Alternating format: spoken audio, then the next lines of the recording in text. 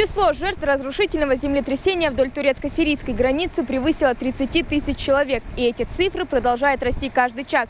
С момента трагедии прошло больше недели, но спасатели не прекращают работу по разбору завалов и все еще находят выживших людей. Уже сейчас по всей стране открыли сбор помощи для пострадавших. Отправки ждут уже несколько тонн гуманитарных грузов. Общая поддержка, когда она так необходима. Груз из предметов первой необходимости для жителей Сирии.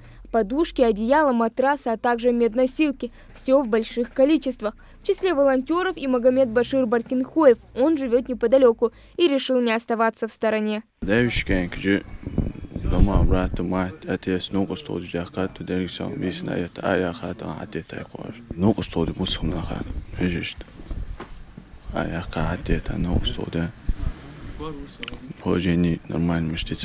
Жители Майского сначала помогали с сортировкой, сейчас же они загружают очередную фуру. Каждый осознает личную ответственность и то, насколько ценен этот груз для сотен людей, которые его получат. Эту помощь организовало региональное отделение партии «Единая Россия».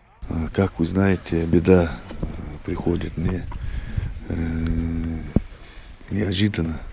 Они попали в трудную ситуацию.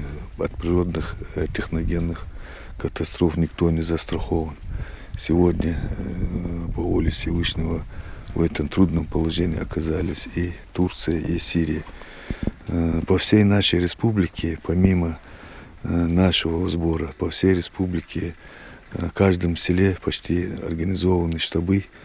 Люди помогают, приходят, приносят одежду, еду, постельные принадлежности и теплые вещи, обувь. За небольшой промежуток времени мы смогли набрать груз, соответствующий груз. Это вещи первой необходимости. Эта работа носит систематический характер. Мы в течение и прошлого года, и в течение начала этого года инициировали гуманитарную помощь не только нашу братскую Сирийско-Арабскую республику, но и на наши освобожденные территории Донецкой Народной Республики, Луганской Народной Республики и Херсонской, Запорожской области. Эта работа носит систематический характер, как я уже сказал. Мы постоянно оказывали, будем оказывать помощь нашим братским республикам, братским нашим странам, дружественным странам. И, соответственно, кроме того, что партия откликнулась на этот призыв, партия инициировала такое решение. Все эти штабы организованы по поручению главы Ингушетии в администрациях муниципалитетов. Всю собранную помощь везут на склад МЧС Ингушетии в Сундже. По 2 пункта в каждом населенном пункте. И один пункт у нас центральный в Икажеве, в Доме культуры. В данный момент оттуда сейчас там работает где-то человек 40, рассосовывают гуманитарную помощь по пакетам и направляют сюда. Одну «Газель» мы уже выгрузили. Тут новые матрасы, одеяла, подушки.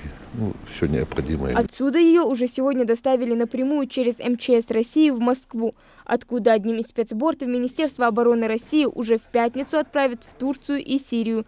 За несколько дней, что действует благотворительная акция, в регионе удалось собрать около 150 тонн груза.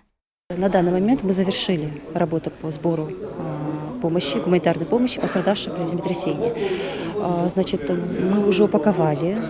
Упаковали мы на мужские и детские женскую одежду. Были у нас также медикаменты, мы упаковали.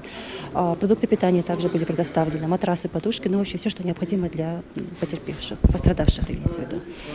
Так, значит, в течение 4 дней был сбор гуманитарной помощи с местных администраций городских районов. Нам помогали, как сотрудники наши участвовали в данном мероприятии, так и волонтеры с вузов.